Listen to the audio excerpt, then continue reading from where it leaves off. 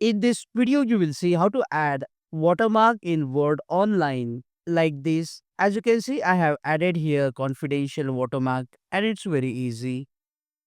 First, you go to any website and search for watermark. Then just open the watermark image. Copy the image.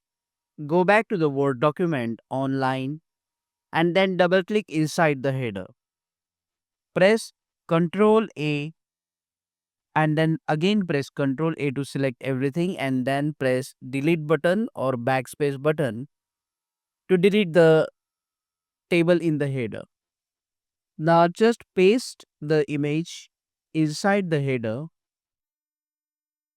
Right click on the pasted image, go to wrap text and then select the option behind text.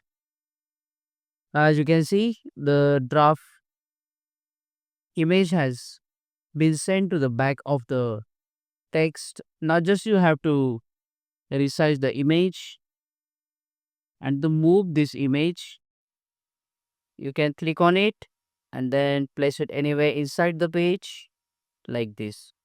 Once done, just double click inside the document.